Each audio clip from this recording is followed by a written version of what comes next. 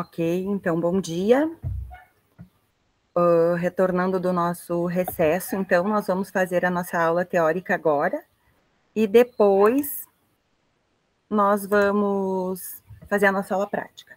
Durante a aula prática, a gente vai conversar sobre a atividade que foi proposta para vocês fazerem durante o recesso, que é a atividade avaliativa da prática de micro, que era vocês fazerem uma atividade sobre higienização das mãos, ou com algum familiar, ou com os familiares, ou com algum grupo que vocês tivessem proximidade, já que a gente está em pandemia e não podia fazer com uma turma muito grande. Então, a gente vai falar sobre isso depois, no horário da aula prática. Agora, vamos falar, então, sobre, continuando o nosso tema de microbiologia de alimentos, nós vamos falar sobre deterioração microbiana dos alimentos. Então, não sei se vocês lembram do que a gente já tem falado até agora.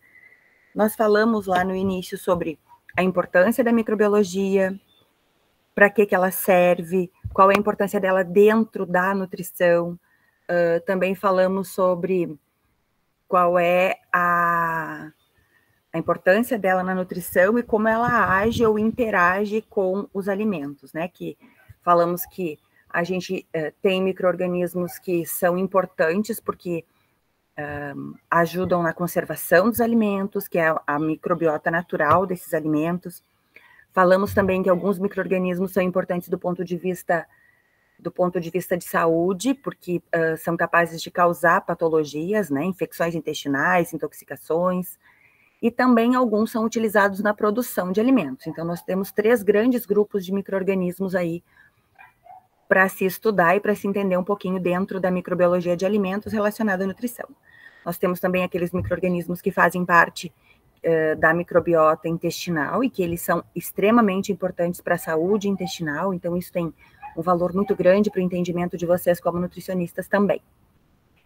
Depois nós falamos um pouco sobre fatores que afetam o crescimento microbiano, né? Falamos que existem alguns fatores que promovem o crescimento, ou, na verdade, todos os fatores que interferem com o crescimento microbiano, eles vão interferir de 2 maneiras. Eles podem afetar positivamente esse crescimento. Afetar positivamente o crescimento quer dizer promover o crescimento, ou eles podem afetar negativamente, impedindo o crescimento. Depende da situação em que estamos, vamos querer promover ou inibir o crescimento. É a questão da temperatura, então quando a gente quer que um micro-organismo seja inibido, ou que seu crescimento seja inibido, nós trabalhamos a questão da temperatura, né? Refrigeração, congelamento, cozimento, pasteurização, fervura, que mais? Essas são modificações da temperatura que ajudam a inibir o crescimento microbiano. E também, em algumas situações, como, por exemplo, produção de iogurte. Quando nós vamos produzir um iogurte, nós precisamos manter uma temperatura constante, que não pode ser nem de refrigeração e nem um superaquecimento, para que justamente os micro-organismos sejam capazes de crescer aí. Então nós vimos temperatura, tem também concentração de oxigênio, né? Existem bactérias aeróbias, bactérias anaeróbias, disposição de nutrientes, disponibilidade de nutrientes, pH, que mais que a gente falou? E também, nós falamos também que existem alguns fatores que são extrínsecos ao alimento e que uns fatores são intrínsecos aos alimentos, né? Quer dizer, os fatores extrínsecos aos alimentos que influenciam no crescimento microbiano são aqueles fatores ambientais, que é, então, justamente isso aí que a gente está falando. A temperatura, concentração de oxigênio, umidade do ambiente, por exemplo. Pressão hidrostática, pressão osmótica, isso tudo vai influenciar, é o ambiente influenciando sobre o alimento. E a condição intrínseca do alimento é quais nutrientes esse alimento possui, qual é, então, o pH do alimento, qual é a origem desse alimento também, o que ele traz de nutrientes de lá. Então, tem fatores que fazem parte do alimento e fatores que são do ambiente que interferem com esse crescimento. Normalmente, nós conseguimos modificar os fatores do ambiente, né? Nós mudamos o pH do ambiente onde a gente vai pôr aquele alimento, por exemplo, acidificando uma conserva.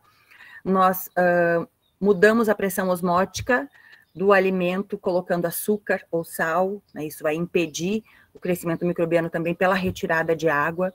A própria dessecação, né? Também é a retirada de água, então a desidratação. Sem água, nenhum micro-organismo cresce. Bom, além dos fatores intrínsecos e extrínsecos que afetam o crescimento microbiano, nós falamos também sobre indicadores de contaminação alimentar. Falamos que existem alguns micro-organismos que são utilizados como indicadores desse crescimento, que são principalmente os coliformes. Lembram que nós olhamos, inclusive, a tabela, a instrução normativa, onde fala quais micro-organismos são avaliados em cada grupo de alimentos, e também dizia se esse micro-organismo precisava estar ausente nesse alimento, ou se existia uma quantidade mínima necessária para ser considerado, para esse alimento ser considerado contaminado. E quais eram esses micro-organismos? Na maioria das situações era coliformes, coliformes totais, coliformes termotolerantes, salmonella, clostridium, e também a gente tinha alguns listéria também para, por exemplo, presunto, esses alimentos assim. Então, esses eram os principais micro-organismos considerados indicadores de contaminação alimentar. Significa que eles estão contaminados somente com esse? Não. Significa que, se esses estão ali, podem existir outros contaminantes também. É o caso da água, por exemplo. Por que que na água, embora muitos micro-organismos sejam transmitidos pela água, alguns vírus sejam transmitidos pela água, por exemplo, como agora teve esse surto do norovírus, por exemplo, ou o próprio rotavírus, que é muito frequente causar surtos por contaminação na água. Mas a gente não vai identificar o norovírus ou o rotavírus na água. O que a gente vai identificar é se essa água está ou não contaminada. Como vamos saber se a água está ou não, quer dizer, se a água está ou não própria para o consumo? A forma mais fácil e rápida é fazendo uma análise de coliformes. Se a água tem o número mínimo de coliformes exigido pela legislação, então isso significa que essa água está própria para o consumo. Se não tem, ou se tem menos que o número, se tem mais que o número mínimo de coliformes, por exemplo, presente nessa água, isso significa que essa água pode estar contaminada. Estando contaminada por coliformes, quer dizer que a água não está sendo bem tratada, ou está havendo alguma contaminação em algum local dessa... Não, eu não estou passando, porque eu estou ainda fazendo uma revisão mesmo, do que a gente já viu. É só uma revisão por hora. E, então, isso é o que a gente já estudou, né? Também a gente falou um pouquinho sobre controle microbiano, né? Nós falamos qual a diferença entre pasteurização, higienização, asepsia, descontaminação, esterilização,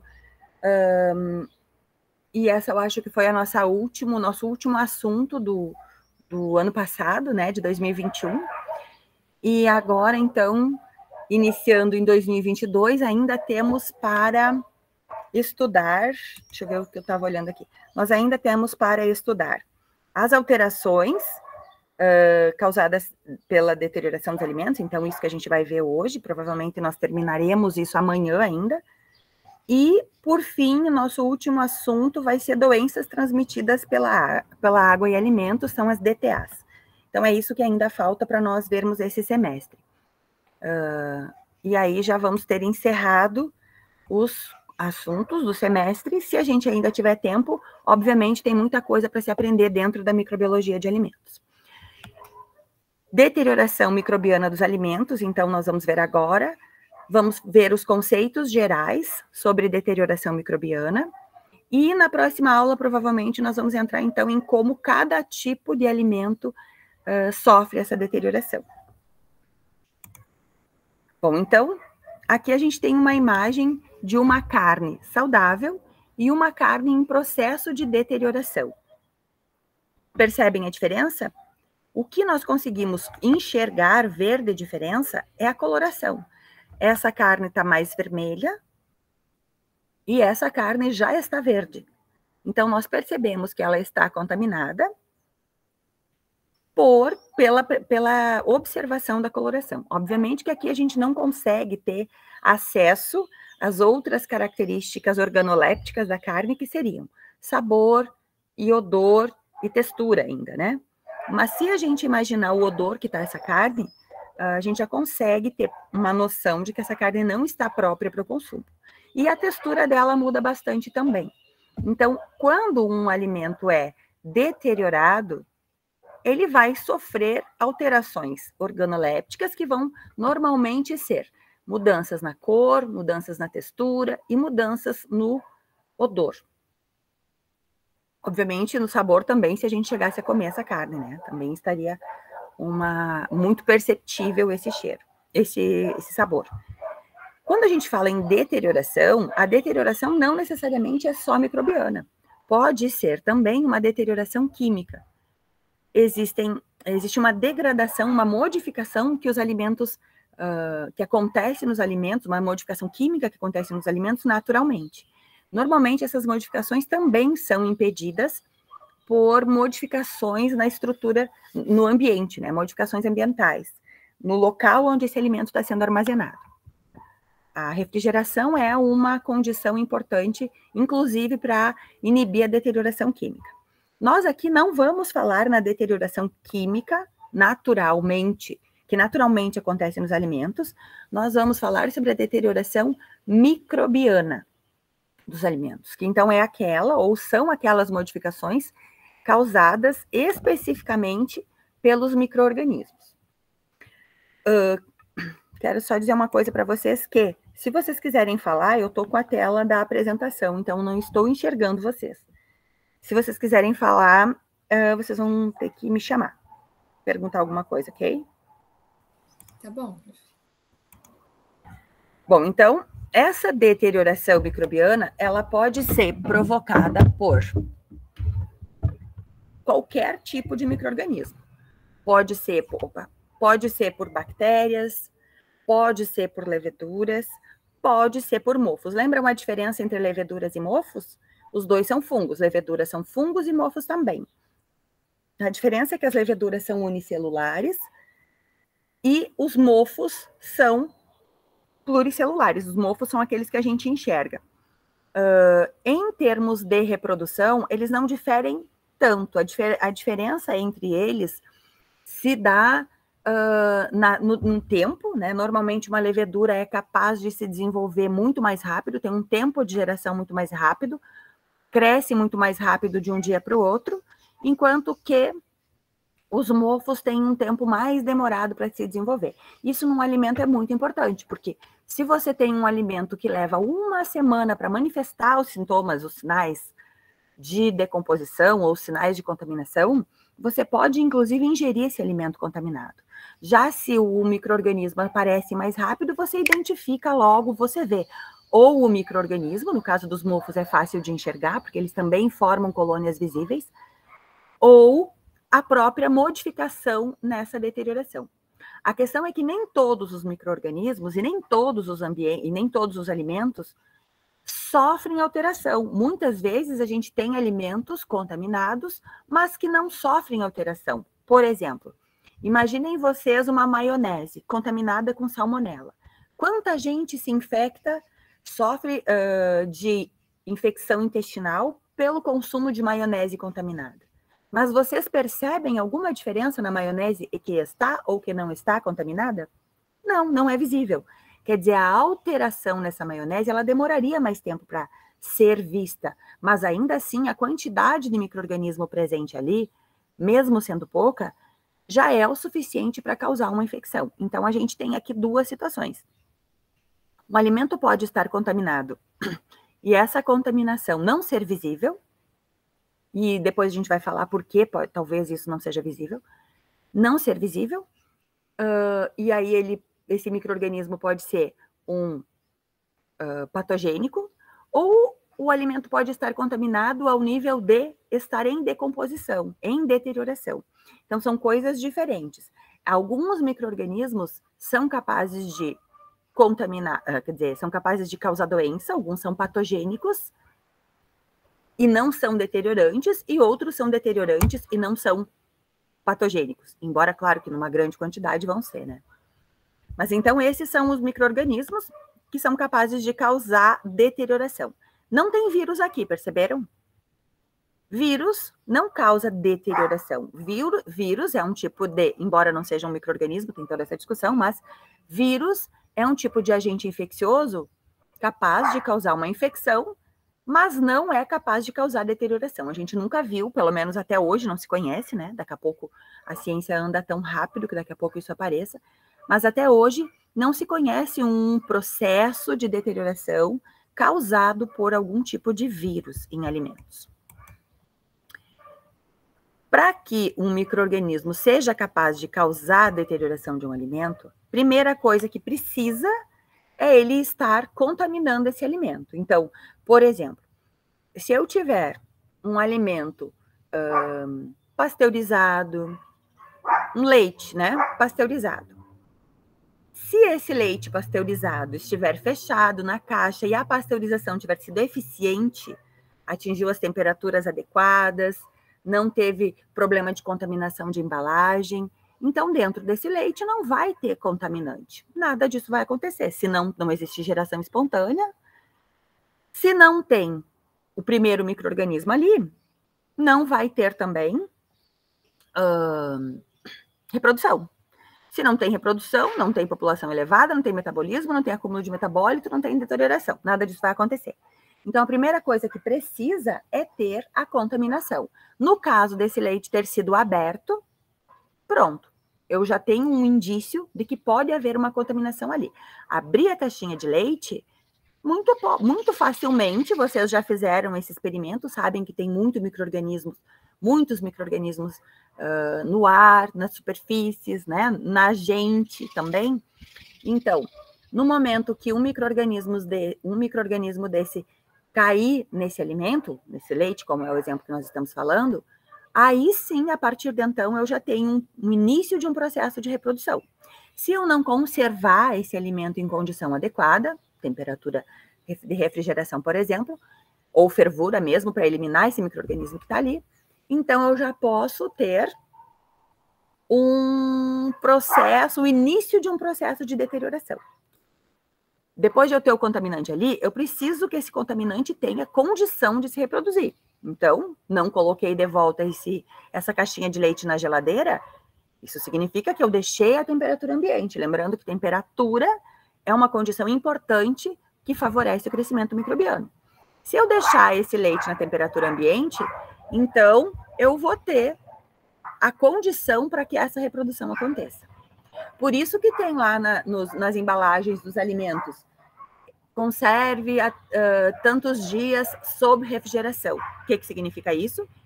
Que dentro de um determinado período de tempo, sob refrigeração, aquele alimento está garantido, né? Ou pelo menos supõe-se que isso foram feitos estudos para ver qual é o tempo que esse alimento se conserva sem contaminar, né? Num ambiente adequado. Então, aquele tempo a gente garante que não tem crescimento microbiano ali. A partir de então, a indústria já não garante mais. A gente fez um estudo com isso, nós fizemos um trabalho aqui no Semicro, que nós produzimos um iogurte a partir de kefir. Então, era uma aluna da nutrição, foi o TCC dela. Ela produziu o iogurte, e aí a gente avaliou duas coisas nesse iogurte. A gente avaliou condição de armazenamento, para saber se o iogurte ainda lá no final, ou por quanto tempo esse iogurte ainda era capaz de manter as suas atividades probióticas, né, que ele ainda tinha, a gente avaliou alguns micro-organismos específicos, e também por quanto tempo esse iogurte tinha condição de ficar viável para o consumo, dentro das condições microbiológicas permitidas pela legislação. Avaliamos, então, a condição microbiológica desse iogurte e avaliamos também as condições, fizemos também a avaliação sensorial. Avaliação sensorial é mais uma questão bem nutricionista mesmo, né? Que vai ver, então, qual é a aceitação do público por aquele sabor. E o iogurte manteve as suas qualidades microbiológicas, tanto as qualidades boas, quer dizer, todas as qualidades são boas no caso daqui, né? Manteve as suas características, tanto nutricionais, quanto microbiológicas, de não contaminação, né? Por perto de 30 dias. Então, assim, nós fizemos isso aqui e determinamos qual seria o tempo, ou qual seria a shelf life, ou vida útil desse alimento, sob refrigeração, numa determinada condição. E a gente disse que esse iogurte mantinha suas condições microbiológicas por aproximadamente 30 dias. No caso, todos os alimentos passam por avaliações semelhantes para dizer por quanto tempo esse alimento é capaz de manter suas condições microbiológicas. A partir de então, já não é mais possível o consumo, porque provavelmente haja alteração nessa condição. Então, é o tempo, no caso a gente aqui viu que é o tempo necessário para que não haja a reprodução a ponto de se ter uma população elevada de micro-organismos contaminantes. E a gente avalia sempre, nesse caso, os coliformes. Quer dizer, não tinha coliformes durante pelo menos um mês. Então, primeira condição para que haja deterioração de um alimento é a contaminação. A partir da contaminação, a condição de reprodução desse micro-organismo nesse alimento, até que ele atinja uma população elevada. Depois nós vamos ver o que consideramos uma população elevada. E, a partir disso, o micro-organismo ele vai ser capaz de começar, ou uma quantidade elevada, pelo menos, vai mostrar para a gente, né? Vai ter condição de... É visível o metabolismo desses micro-organismos a partir dos componentes desse alimento. Se a gente pensar na carne, por exemplo, que tipo qual é a composição principal da carne? Proteína. Então, nós vamos ter ali micro-organismos que crescem ou que têm afinidade ou que metabolizam melhor proteínas, degradam melhor as proteínas, porque é a partir dali que elas vão tirar os seus nutrientes. Então, esse micro-organismo vai crescendo e, na medida que tem uma quantidade muito grande, a gente começa a enxergar as modificações químicas que ele está fazendo também. Ou a gente consegue começar a enxergar a modificação na cor pelo próprio crescimento microbiano. Lembram da carne que eu mostrei para vocês verde antes? Aquilo lá mostra o crescimento de uma bactéria chamada Pseudomonas. A Pseudomonas, ela produz um pigmento que deixa aquela cor esverdeada. Então, obviamente que se eu tiver uma Pseudomonas ali, eu não vou enxergar aquela cor esverdeada. Agora, se eu tiver uma quantidade grande de Pseudomonas ali, eu começo a enxergar aquela coloração, a mudança na coloração. Ou, peguem uma maçã, por exemplo, peguem um mamão, pensem em qualquer outro alimento, no leite. Enquanto vocês tiverem uma contaminação baixa, uma contaminação pequena, vocês não vão enxergar nenhuma modificação. Vocês só vão enxergar modificação a partir do momento que existe uma grande quantidade de micro-organismos metabolizando os componentes principais daquele alimento. Leite. Se vocês tiverem um coliforme ali, vocês não vão ver o azedamento do leite. Agora, se vocês tiverem milhões de coliformes ali, eles vão estar metabolizando a lactose, e aí é muita lactose sendo metabolizada, é muito ácido sendo produzido, é tanto ácido que o leite azeda. Entenderam a diferença? Se eu tiver um pouco só de micro-organismo, eu ainda não vou enxergar esse metabolismo. Eu ainda não vou enxergar essas modificações. Na medida que essa população vai aumentando, obviamente eu vou aumentando também o processo de degradação, até ele se tornar visível. Além da degradação, tem também o acúmulo de metabólitos. Quer dizer, as bactérias vão se reproduzindo e elas vão transformando uma coisa em outra, uma coisa em outra, uma coisa em outra. O exemplo claro é a questão do azedamento do leite. O que elas vão transformando? Lactose em ácido lático, lactose em ácido lático, lactose em ácido lático. Até que o acúmulo de ácido lático, então, comece a modificar as condições organolépticas do alimento. vão começar a modificar a textura, o leite vai ficando consistente, vão começar a modificar o cheiro, ele vai ficando com aquele odor também mais ácido, e o azedamento, então, por fim, se acumula assim. Então, o processo de deterioração, ele passa por todas essas fases. E cada uma dessas fases pode ser impedida por um tipo de modificação no alimento. Normalmente, é por isso que a gente usa conservantes diferentes, mudança de pH, mudança de temperatura, são várias as maneiras ou várias alternativas que se usa dentro de um mesmo alimento. Lembram que a gente já falou sobre os obstáculos de Leinster? Esses obstáculos de Leinster são exatamente isso. Cada um dos fatores que vão sendo adicionados a esse alimento é um obstáculo que esse micro-organismo precisa passar. Então, pasteurizei. Ok, a pasteurização é o primeiro obstáculo. Depois da pasteurização, eu adicionei algum tipo de ácido. Sei lá, ácido acético, por exemplo. Estou pensando agora numa conserva de pepino. Depois da pasteurização, eu coloquei ácido acético. Ok, é um segundo obstáculo. Depois de eu ter posto ácido acético, eu coloquei sal. É um terceiro obstáculo. O sal provoca desidratação. Lembram? Mudança na pressão osmótica, não tem água disponível, o micro-organismo não cresce. Terceiro obstáculo de Leinster. Depois disso, eu ainda fecho hermeticamente esse frasco, não deixo entrar oxigênio. Então, eu aplico aí um quarto obstáculo, que é a ausência de oxigênio. Não vão crescer micro-organismos aeróbicos ali. Então, esse alimento, para ter o seu processo de conservação garantido, ele teve, no mínimo, dos que eu lembrei aqui, 4 obstáculos de Leinster, que então, para que o organismo seja deteriorado lá no final, ele vai ter que ter condição de passar por esses 4 obstáculos. Ele vai ter que conseguir sobreviver à pasteurização, vai ter que ser resistente ao pH ácido, vai ter que ser capaz de crescer em uma alta concentração de sal e vai ainda ter que ser anaeróbico. Olhem só, para ele chegar a conseguir se desenvolver e crescer em temperatura ambiente. Agora, se eu ainda acrescentar a isso tudo, uma refrigeração ou congelamento, então ele vai ter um quinto obstáculo para ultrapassar. Então, isso a gente dá o nome de obstáculos de Leinster. Ok? Nenhuma dúvida? Então, disso que a gente está falando aqui, é isso aqui, ó. Só um pouquinho.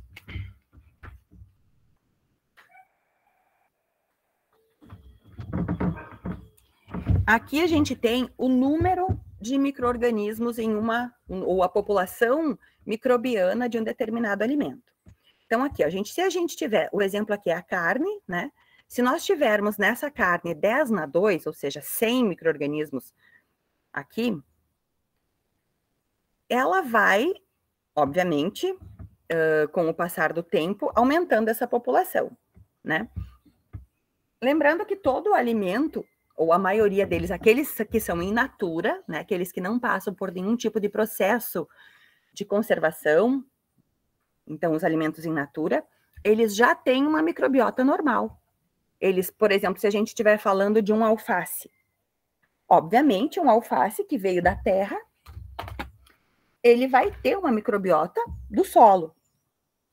Se é um ovo, a casca desse ovo vai ter uma microbiota que é do trato intestinal da galinha. Se a gente está falando da carne, ela vai ter uma microbiota natural que vai ser de onde? Depende, né?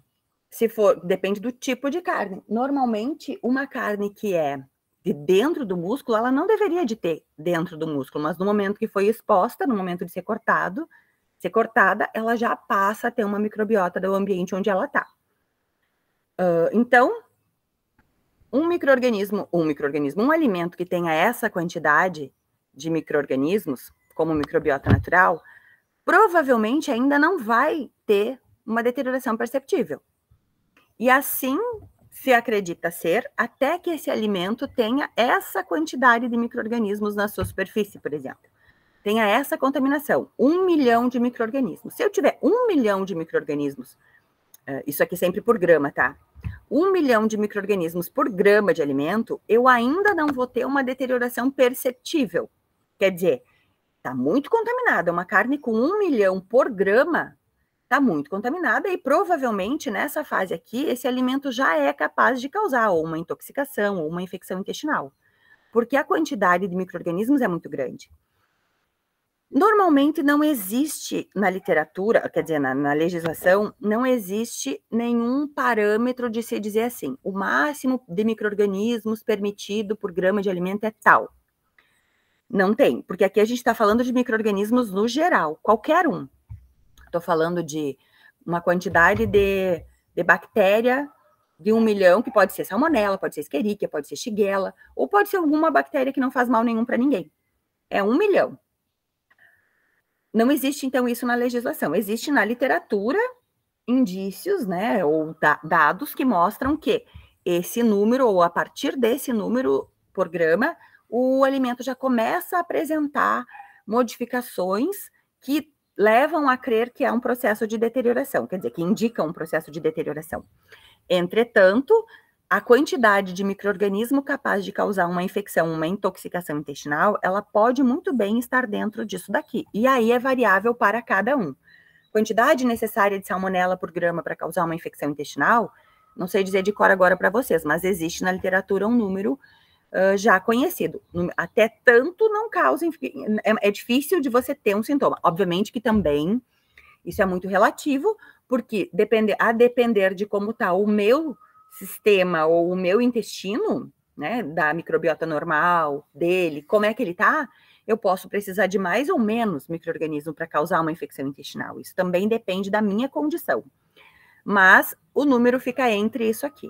Então, o que eu quero dizer para vocês com isso? Que, mesmo, o que eu já tenho dito antes, mesmo eu não tendo um processo de deterioração perceptível, eu já posso ter ali naquele alimento uma contaminação microbiana capaz de causar infecção ou intoxicação intestinal, capaz de causar alguma DTA. Normalmente, as DTAs são causadas por micro-organismos dentro desse número aqui, que crescem entre 100 e 1 milhão. Acima disso, você não vai comer, porque você não vai comer uma carne verde, você não vai comer uma massa podre, você não vai comer um mamão podre, você não vai comer um pão mofado, porque você já consegue enxergar.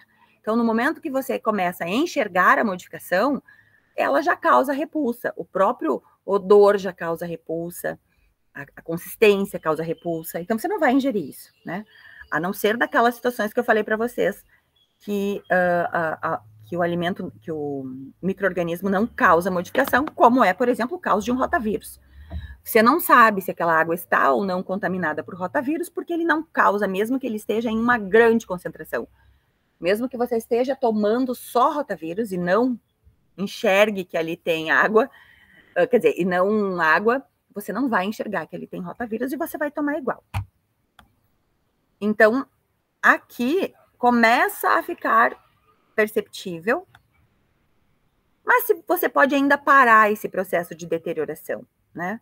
E aí, por exemplo, se eu tô aí com, sei lá, o que eu podia estar? Uma carne podre, então, né? Uma carne com essa concentração que está começando a ter cara de podre. Eu posso parar o processo de deterioração aqui, porque eu posso cozinhar ela, e ok, posso comer. Se eu cozinhei, eu matei os micro-organismos contaminantes, talvez eu não venha a ter nada. Obviamente que eu já vou estar sentindo o cheiro, já vou estar começando a sentir, né, esse processo. A partir desse número aqui, então, que vão ser 100 milhões de micro-organismos por grama de alimento, 10 na 8, eu já tenho mudanças estruturais definitivas que eu não tenho mais como esconder. Então, eu não tenho mais como retornar a partir de então, a partir daí. Aí, quando tá 10 na 9, você joga fora, não tem o que fazer. Eu fiz uma vez um experimento muito interessante. Eu peguei uma pizza, uma massa de pizza que tava... A massa de pizza tava começando com uma pontinha de mofo. Peguei a massa de pizza e coloquei dentro de um frasco, fechei hermeticamente o frasco. Eu queria ver quais as modificações, ou por quais modificações aquela massa passaria ao longo do período, porque o fungo cresceu, né? E ele dominou a massa toda. Aquela massa deve ter ficado mais ou menos uns 6 meses ali fechada. Estava numa condição mais para anaeróbica do que para aeróbica, por causa do cheiro, né? Então ela foi hermeticamente fechada. De vez em quando eu abria para entrar um arzinho, mas assim, ela passou a maior parte do tempo hermeticamente fechada. E foi muito interessante de ver as modificações acontecendo. Porque primeiro foi isso que aconteceu. As populações iam mudando constantemente. Na medida que o tempo ia passando, crescia mais um fungo vermelho, depois crescia mais um fungo amarelo, aí crescia um fungo preto. Aí, depois de os fungos já terem dominado todo o ambiente, começaram a crescer as bactérias, porque aí já começou a mudar também desde umidade, né? Porque a massa é muito seca. Favorece o crescimento primeiro de leveduras, primeiro dos mofos, depois das leveduras. E por último, como a gente já tinha uma concentração de água maior, quer dizer, eles já foram transformando aquele alimento e já foi sobrando água do seu metabolismo, começaram a crescer e aparecer as bactérias. E as bactérias também foram modificando, porque a gente percebia a modificação na cor. Elas foram modificando ao longo do tempo as suas populações, né? Foram mudando, primeiro essa que morria, vinha mais essa, conforme a condição ia mudando. É muito interessante de se ver como esse processo de deterioração acontece. Entenderam esse slide, então? Concentração inicial. Quanto maior for a concentração inicial, mais rápido esse alimento vai chegar no processo de deterioração. Então, se eu tiver, lembra que eu já falei bastante para vocês da carne moída, que é um alimento ultraprocessado no sentido de ele ser muito manipulado, então, não processado. Que é um alimento muito manipulado e por isso ele normalmente tem uma carga microbiana bem alta, uma carga inicial microbiana bem alta, quando você leva para casa. Se você não conservar esse alimento direito, ao longo de um determinado período, a carga microbiana dele vai ficar muito alta. Então, ele tem uma tendência a entrar em processo de deterioração muito rápido, porque ele parte de uma carga microbiana inicial muito alta também. Agora, se a gente estiver falando de um alimento que passou por processos de pasteurização, por exemplo, ou outros processos de conservação, então iniciaram com uma carga microbiana muito baixa, lembrando do exemplo do leite pasteurizado, o período que ele vai levar até ele chegar a ter uma carga microbiana onde as modificações começam a aparecer, vai demorar mais. Então, lembram daquela história que as nossas mães falam sempre? Ah, mas se você deixar um leite de caixinha fora da geladeira, ou aberto, sei lá, e um leite de vaca, o leite de vaca estraga muito mais rápido, por isso que ele é muito mais natural. Sim, realmente. Obviamente que ele também é muito mais natural, porque não passa por esses processos e não tem aditivos, né? Obviamente, também não estou dizendo que não. Entretanto, microbiologicamente falando, um leite, todos os leites são de vaca, né? Um leite in natura, ele já chega na nossa mesa, no caso, com uma carga microbiana muito mais alta. Ele já sai da vaca, ele não sai, ele sai estéril, na verdade, né? Mas contamina durante o processo de ordenha. Então, durante o processo de ordenha, ele já ganha uma carga microbiana ali, e quando ele chega, independente de ser uma ordenha manual ou uma ordenha automática, nos dois tipos de ordenha, vai ter uma carga microbiana alta. Na ordenha natural, na ordenha à mão, a carga microbiana é ainda mais alta. Mas a partir de então, a diferença entre os dois no processo de conservação é muito grande, porque o leite in natura, ele não passa por esse processo de pasteurização, por exemplo. Ele não tem nenhum aditivo e ele não é embalado hermeticamente fechado numa embalagem também estéril, né?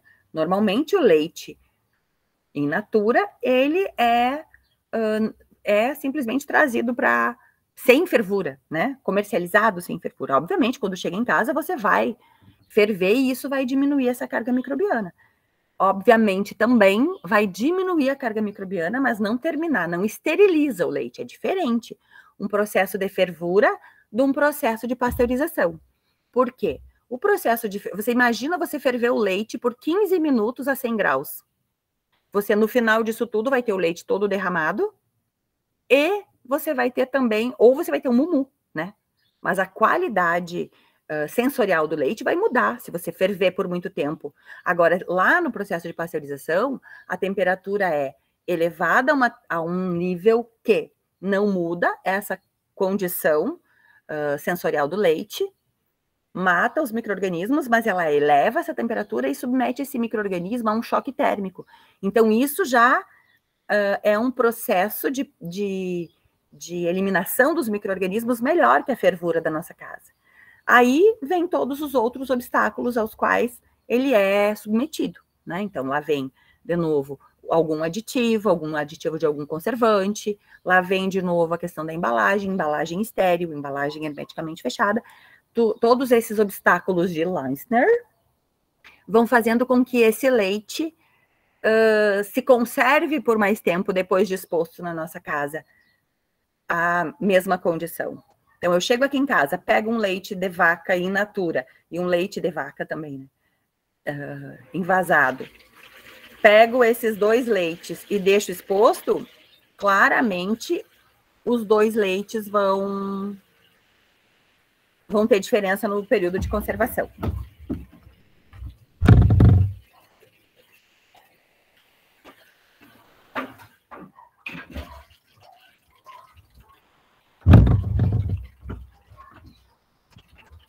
Ok? Bom, então, a gente vai começar a ver agora quais os tipos ou quais as modificações que acontecem nos alimentos a partir de qual é a principal composição desse alimento.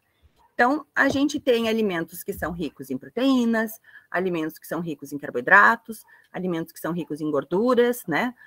E cada tipo de alimento, cada composição, conforme a composição de cada alimento, a gente vai ter um grupo de micro-organismos que tem maior afinidade por aquele tipo de nutriente.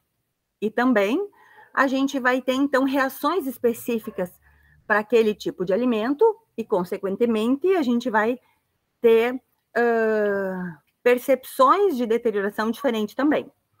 Então, aqui a gente vai começar com degradação de carboidratos. Pensem vocês em alimentos ricos em carboidratos. São lá todos os farináceos, né? Então, massas. Quando eu falo massas, vocês têm que pensar que a gente tem massa desidratada e a gente tem também massa in natura, né? Normalmente, a massa desidratada, que é aquela vendida em pacotinho que não está sob refrigeração, essa massa, ela tem uma quantidade de água disponível tão pequena, ou nem tem água disponível, que os micro-organismos não são capazes de crescer ali. Ela vai desenvolver uma população microbiana se ela for submetida a um tempo de, por exemplo, uma reidratação, né? Quer dizer, se deixar ela exposta a um ambiente úmido, então ela reidrata e aí sim você vai ter o crescimento de micro-organismos e preferencialmente vai ser fungo, porque você vai ter, pela quantidade de água que você vai ter ali. Agora, pensa também, então, numa massa fresca.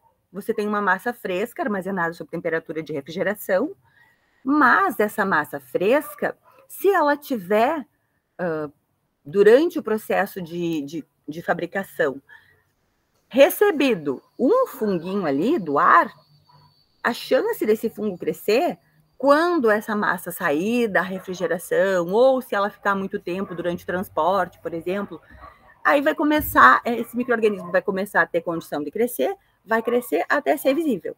Então, a gente tem ali um alimento rico em carboidratos. Os alimentos outros ricos em carboidratos, então, vão ser batatas, por exemplo, né, alguns legumes, o arroz, que mais? O leite. E, se vocês lembrarem de outro aí, podem pensar também. Então, vamos pensar aqui. Pensem comigo quais os alimentos que vocês conhecem que se submetem ou que, quando estragados, o que vocês percebem é o azedamento.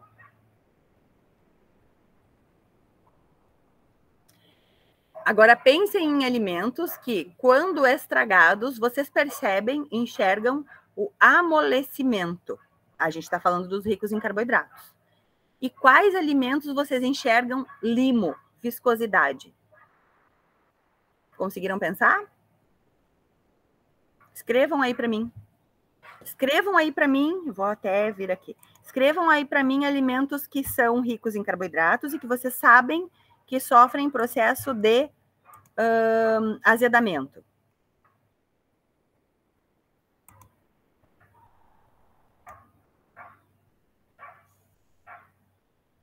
Leite, arroz, isso. O que mais?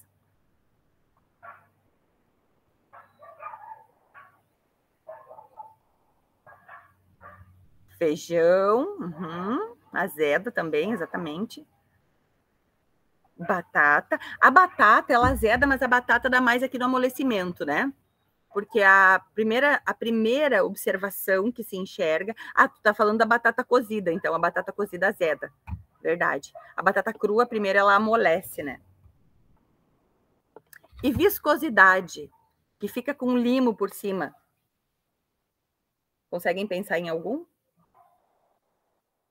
Lentilha também azeda. É, verdade. Alteração na viscosidade. Essa própria massa fresca que eu falei para vocês, nunca viram uma massa fresca limosinha por cima? Né? Tipo massa de pastel, por exemplo. Aquelas massas que a gente compra de pastel, beterraba cozida azeda também.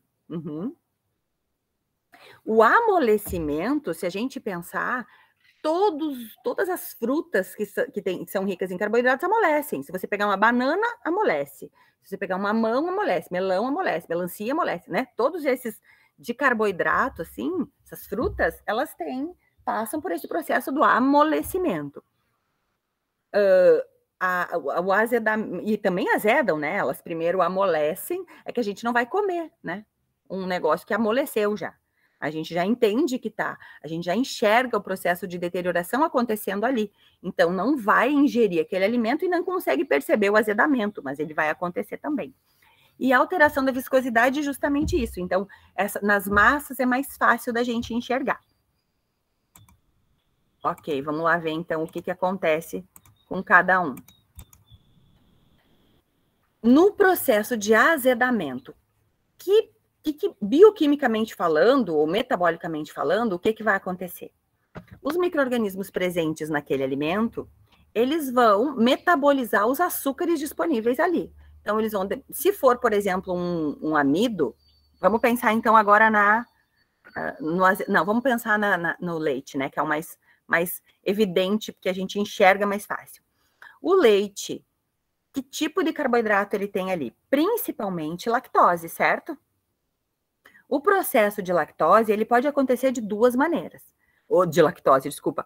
O processo de metabolização dessa lactose, pelos micro-organismos, pode acontecer de duas maneiras. Ou por dois grupos de micro-organismos. Então, dependendo dos micro-organismos presentes nesse alimento, a gente vai ter um ou outro tipo de metabolismo desses açúcares. Então, primeiro aqui, ó, vamos pensar. Eu não sei se vocês lembram de bioquímica, mas vou tentar falar superficialmente aqui. Quando os açúcares são metabolizados aerobicamente, fazendo com que essas células vão fazer o processo na presença de oxigênio, né? O micro-organismo tem uma preferência pelo uso do oxigênio pela via oxidativa, então ele vai passar por esse processo de respiração celular. O açúcar vai ser degradado aerobicamente.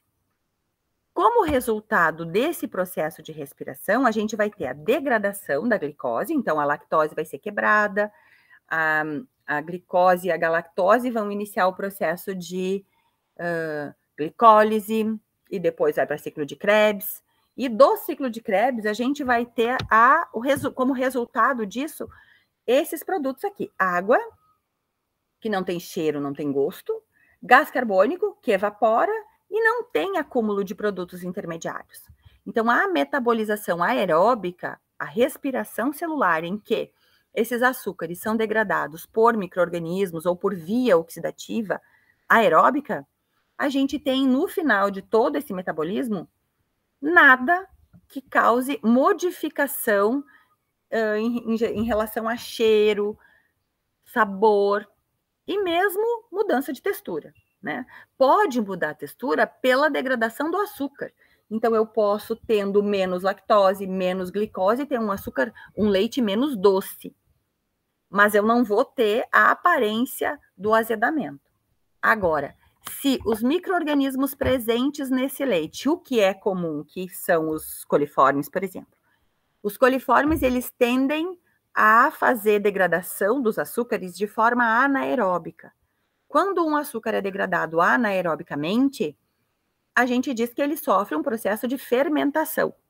E a fermentação, então, ela acaba como resultado do processo de fermentação, acumulando alguns produtos intermediários, que são esses aqui. No caso, o processo da fermentação lática, então vai ter produção de ácido lático. Então, vai lá, a glicose se transforma em ácido pirúvico, o ácido pirúvico, ao invés de entrar no ciclo de Krebs e fazer o ciclo de Krebs, então, com essa liberação de água, gás carbônico, ele acaba sendo desviado pela ausência de oxigênio ou mesmo preferência metabólica do micro-organismo. Esse ácido pirúvico acaba sendo desviado para uma outra via que, então, acaba resultando na produção de outros compostos. Se a fermentação for lática, a gente vai ter a produção de ácido lático. Se a fermentação for alcoólica, a gente vai ter a produção principalmente de etanol. Ácido mista, são vários ácidos produzidos, ou fórmica, ácido fórmico. Fermentação butanodioica, produção de butano. Butano é aquele cheiro de gás. Butírica é aquele cheiro do, sabe o queijo, aquele cheiro que a gente diz que é um queijo forte, um cheiro de queijo forte. Isso é uma fermentação butírica. E a fermentação propiônica tem um cheiro mais ocre, assim. Então, esses produtos que se acumulam, eles transformam o odor, obviamente o sabor, e também a textura desse alimento, pensando no leite de novo. No momento que eu tenho, então, para eu ter essa fermentação, qual é a condição? São duas. Ou eu estou com esse alimento em condição, alimento contaminado, em condição de que esse micro-organismo cresça, né? Em condição de anaerobiose, ou mesmo em aerobiose, mas com a contaminação por micro-organismo preferencialmente anaeróbico. Então, a gente vai ter aqui esse tipo de fermentação, esse tipo de metabolismo. Como resultado desse metabolismo, o acúmulo de produtos intermediários que, no caso do leite, ácido lático. O ácido lático torna o ambiente ácido promove a coagulação das proteínas do leite, né? Então, lá as proteínas do leite são as albuminas, né, do leite, acabam coagulando, elas mudam a sua estrutura, e essa mudança de estrutura acaba promovendo, então, aquela condensação, né? Ele fica um leite mais compactado, assim, porque a proteína mudou de estrutura, como a questão do cozimento do ovo. A proteína muda a estrutura. E aí, obviamente, o cheiro e o sabor vêm em decorrência também dessa fermentação. Então, isso é o azedamento, né? O azedamento, ele se refere ao metabolismo dos açúcares por micro-organismos. Então, eles destroem os micro-organismos por via fermentativa.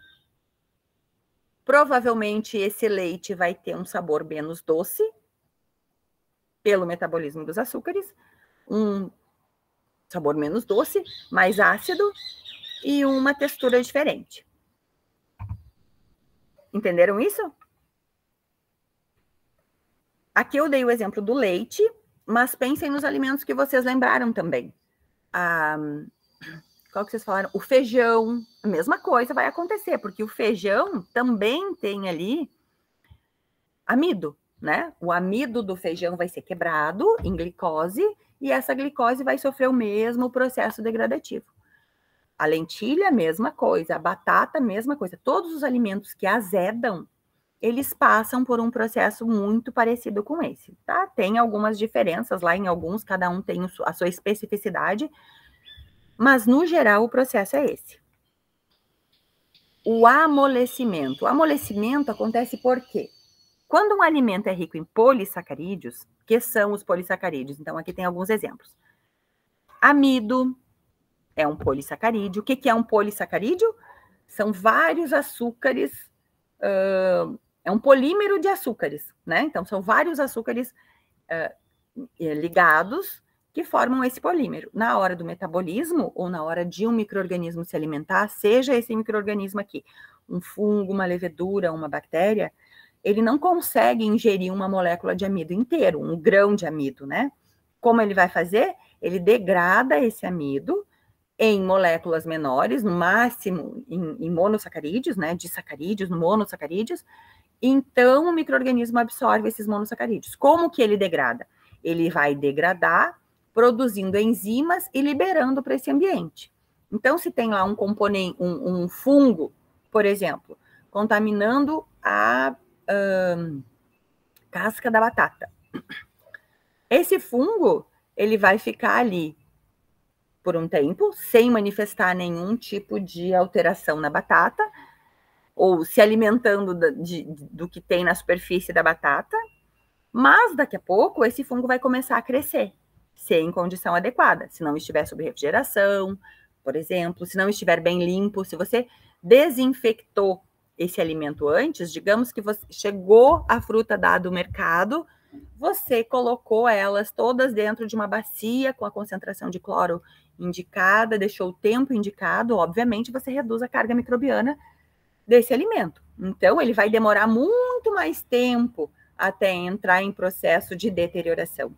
Agora, se você não fez isso e ainda deixou esse alimento em cima da fruteira na sua cozinha, você já tem uma carga microbiana grande nessa casca desse alimento, dessa fruta que a gente está falando agora, né? Você já tem uma carga microbiana muito grande ali e ainda você não está dando o obstáculo de refrigeração para eles. Então, eles estão se multiplicando muito rápido ali. Até o ponto que ele começa, eu estou pensando num fungo agora, tá? As hifas desse fungo começam a invadir a casca, né? Entrar para dentro desse alimento, na batata. Quando ela começa a entrar para dentro da batata, como que ela vai fazer isso? Ela tem que destruir a casca, ela tem que ir destruindo o amido que está ali para conseguir absorver esses monossacarídeos. Então, olha aqui, alimento rico em amido, né? Falando aqui da batata, então. O micro-organismo que está ali nessa superfície é capaz de produzir a amilase, que é uma enzima que, na verdade, é a mesma enzima que nós produzimos também na nossa saliva, né? A amilase e outras enzimas ainda, que vão ser capazes de degradar esse amido. O mais comum é transformar esse amido em glicose ou maltose. Maltose é um disacarídeo, né? E aí, com isso, a casca ou aquele alimento rico em amido começa a se deteriorar, começa a amolecer. O amido é destruído e o alimento amolece. Se o alimento for rico em celulose, a celulose, a maioria das frutas também tem a parede celulósica, né? Então, a gente vai ter alguns micro-organismos, aqui tem um exemplo do Clostridium, produzem celulases. Como resultado, normalmente, a produção de esse monossacarídeo, que é a glicose, ou da celobiose, que é um disacarídeo, que também são facilmente absorvíveis pelo Clostridium. Então, ele cresce e acaba, por fim, pela destruição dessa celulose, amolecendo esse alimento. Pectina. Pectina também faz parte da parede celular das plantas, né, dos vegetais. E aí, alguns micro-organismos produzem enzimas pépticas, que são enzimas que degradam a pectina. Então, sempre o intuito do micro-organismo aqui é quebrar esse polissacarídeo para absorver os mono ou disacarídeos e, a partir de então, fazer também aquele processo que a gente falou lá atrás, que vai ser a degradação por glicose aeróbica ou anaeróbica, né? Então, se for uma glicose anaeróbica, a gente vai ter um processo fermentativo com a produção daqueles metabólitos intermediários que normalmente vão dar sabor, diferente, cheiro, odor diferente para aquela fruta ou para aquela fruta, legume, enfim, para esse alimento rico em polissacarídeo. E alterações na viscosidade. Então, é aquele exemplo que eu falei para vocês de formação de limo, que é mais fácil de enxergar nessas massas frescas, forma aquele limo assim. Então, alteração na viscosidade quer dizer que os micro-organismos polimerizam, fazem o contrário da degradação. Lá na degradação, a gente viu que os micro-organismos pegam um polissacarídeo e quebram ele.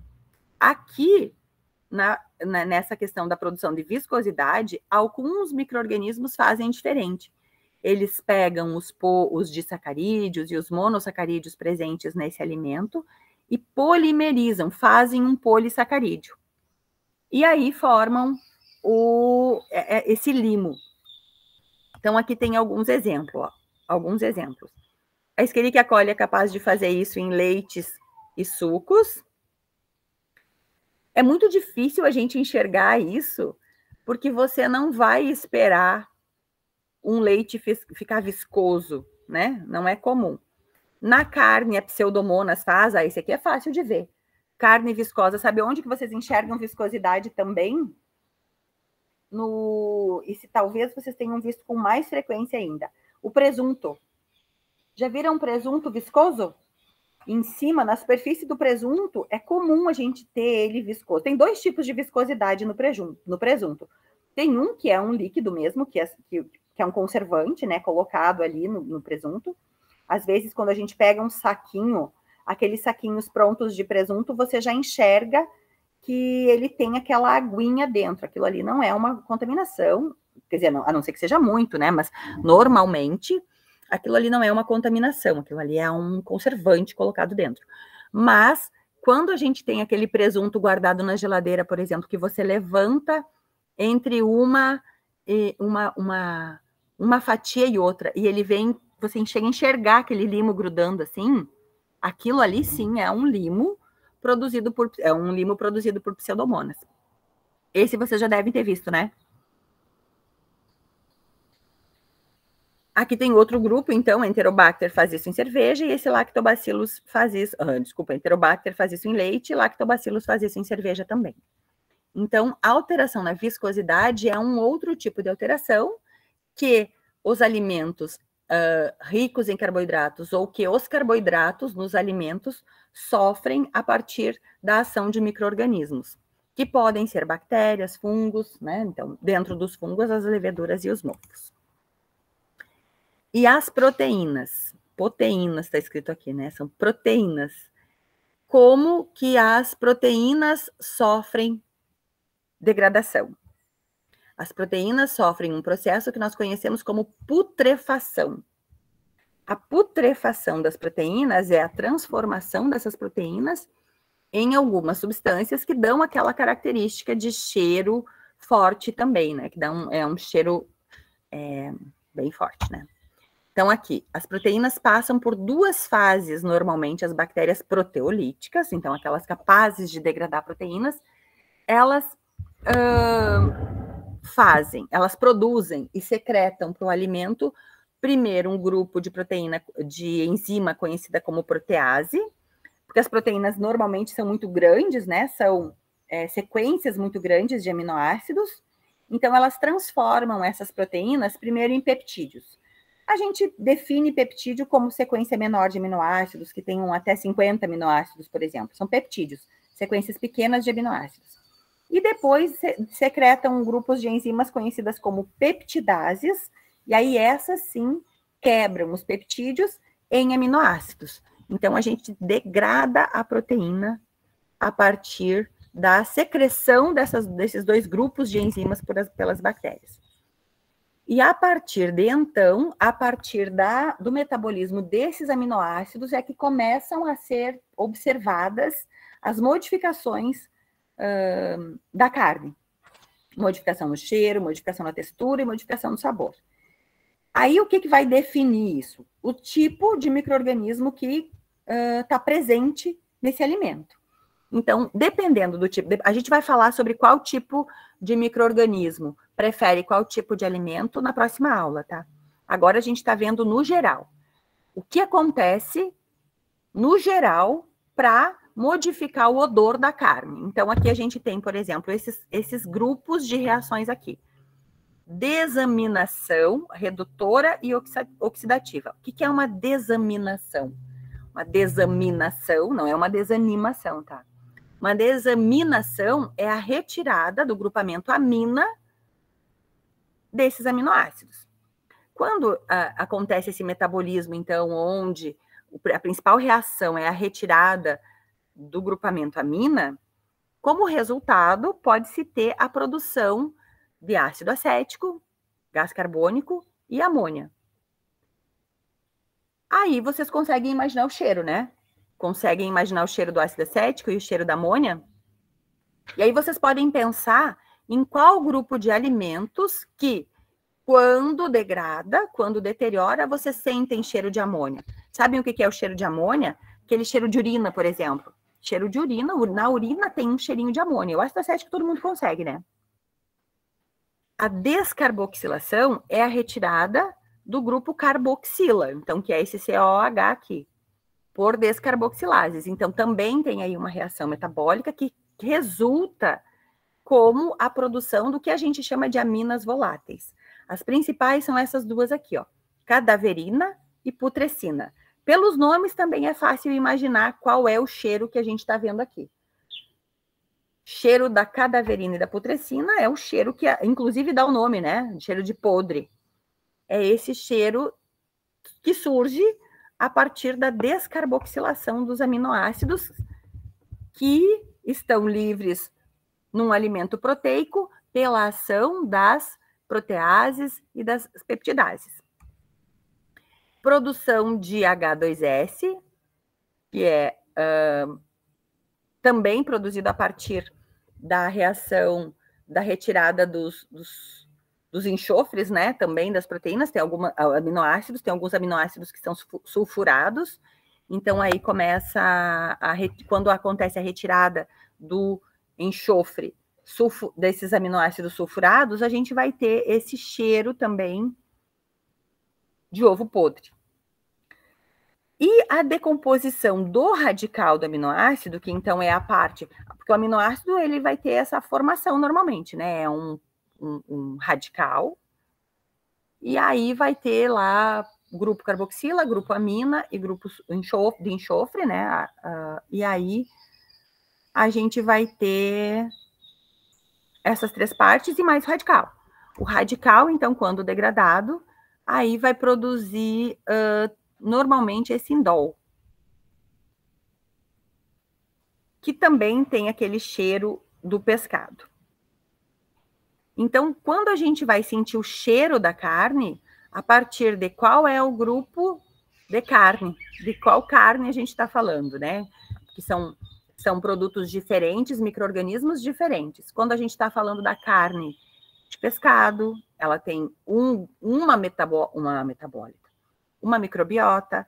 A carne de gado tem uma outra microbiota, a carne de frango tem uma outra microbiota. O que define isso é o tipo de fibra, a quantidade de gordura, né? Então, não é só a proteína, mas uma carne de frango, por exemplo, ela tem uma série de compostos químicos que definem que ela seja frango. E aí, essa série de compostos juntos é que definem qual a microbiota que vai estar presente ali. A microbiota que vai estar presente ali vai degradar os compostos da forma que eles têm o seu metabolismo, que acontece o seu metabolismo. Cada um degrada de um jeito, né? E a putrefação, então, o nome, a palavra putrefação, ela é a transformação das proteínas, nucleotídeos e compostos nitrogenados em aminas. Isso é putrefação. A putrefação, ela então altera a textura e o aroma desses alimentos proteináceos, desses alimentos ricos em proteínas, e normalmente é feito por esses três grupos de bactérias aqui: Clostridium, bacilos e pseudomonas. A pseudomonas é a que a gente mais enxerga, mais fácil de visualizar, porque ela deixa o alimento com aquela cor que eu falei para vocês, que é verde. E a degradação dos lipídios. Nossa, aqui escrevi lipídios também errado aqui. A principal reação de degradação dos lipídios é a rancificação. Então, a rancificação é quando o lipídio é quebrado. Não sei se vocês lembram da estrutura dos lipídios. O principal lipídio que forma as gorduras, né, são os triglicerídeos. O que é um triglicerídeo? Um triglicerídeo, ele tem uma molécula de glicerol, e ligada a essa molécula de glicerol, tem 3 moléculas de ácidos graxos. Esses ácidos graxos podem ser saturados ou insaturados, e a depender do nível de saturação de cada um desses 3 ácidos graxos, a gente vai ter uma gordura mais densa, uma gordura que vai ter um ponto de fusão diferente para essa gordura. Então, ela vai ser, por exemplo, um azeite, um óleo, uma banha, uma margarina, né, a partir de qual é a quantidade de saturação que tem, ou de insaturação que tem essa molécula de ácido graxo. O que dá a saturação ou a insaturação não sei se vocês lembram disso, mas a molécula de ácido graxo, ela é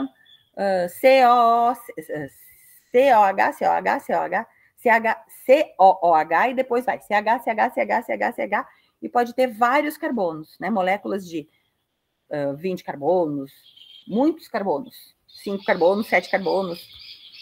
E o que dá a saturação ou insaturação é a quantidade de hidrogênio que tem ligado nesses grupos de carbonos aí. Tanto que quando vai fazer a margarina, a gente fala que vai hidrogenar a margarina, né? Porque aí você acrescenta hidrogênio. Quando você acrescenta hidrogênio, você tira a insaturação, você satura esse carbono, e aí a molécula acaba ficando com um tipo de estrutura, normalmente uma estrutura trans, e a gente tem um lipídio mais denso. Quanto mais saturada for a molécula de lipídio que faz parte desse triglicerídeo, mais denso com a consistência mais densa tá essa gordura. Bom, para que eu quero dizer isso? Eu disse isso porque, então, os triglicerídeos, normalmente os triglicerídeos presentes em carnes de frango, gordura de peixe, por exemplo, tendem a ser mais insaturados. São gorduras um pouco mais que precisam de um ponto de fusão mais baixo. Derretem com uma temperatura mais baixa. Esses lipídios, eles rançam mais fácil também. Eles sofrem ação das bactérias muito mais facilmente. Então, existem alguns micro-organismos que a gente diz que são lipolíticos. Aqui tem os exemplos de alguns. O que eles fazem? Eles degradam essas gorduras. Eles quebram o glicerol, ou retiram os ácidos graxos do glicerol. Quando eles retiram os ácidos graxos do glicerol, eles vão ter, ou a gente vai ter agora, ou o alimento vai ter, glicerol para ser degradado e ácido graxo para ser degradado.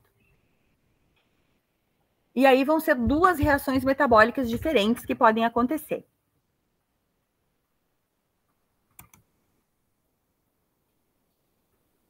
Ok até aqui? Alguma dúvida?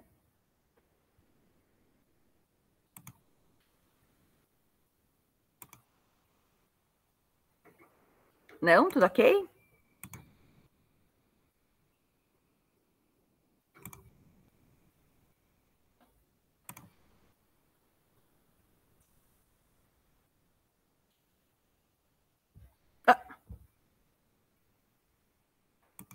Achei que eu tivesse saído da aula. Ok? Bom, então, hoje a gente ia ver isso. Tudo certo. E aí, na próxima aula, a gente vai continuar com a degradação, aquela outra parte que tem ali nos slides, que é a degradação especificamente de cada alimento, nós vamos falar semana que vem, para a gente não confundir muito. Até hoje, a proposta era vocês entenderem o que é o processo de de deterioração.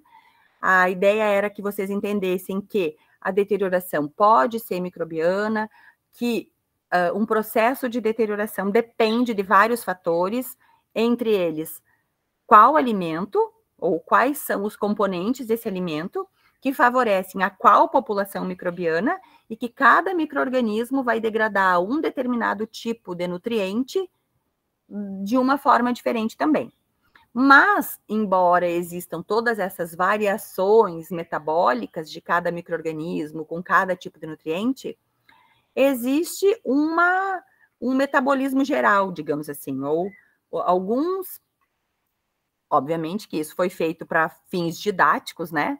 Mas normalmente, então, os carboidratos, eles sofrem aqueles 3 tipos de deterioração, que é o amolecimento, a acidez e o aparecimento de limo. As proteínas vão sofrer sempre, então, alimentos ricos em proteínas vão sofrer aquelas desaminações, descarboxilações, né? Ou produção de enxofre, de H2S, desculpa, ou produção de aminas, e quais outros que faltaram?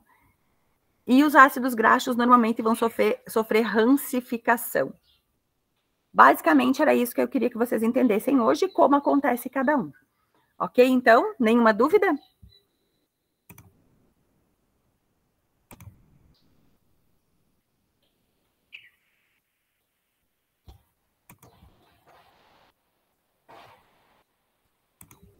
Não?